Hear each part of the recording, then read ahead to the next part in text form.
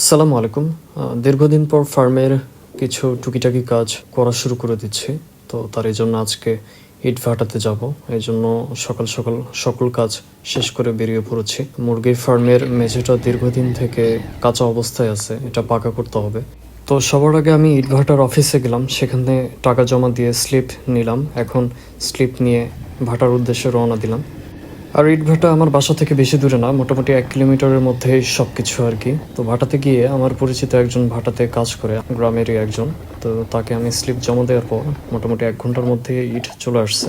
তো প্রথম পর্যায়ে আমি 1000-এর মতো ইট অর্ডার করলাম। দেখি 1000 ইটে মেঝেটা পুরোপুরি কমপ্লিট হয় কিনা। যদি না হয় নেক্সটে আবার অর্ডার করব। আর মেঝে আমি কেমনে করব, তো সেই বিষয়গুলো আমি যখন মেঝের কাজ শুরু করব তখন অবশ্যই ভিডিওতে তুলে ধরবো যে আমি অল্প খরচে কেমনে মেঝেটা কমপ্লিট করতেছি।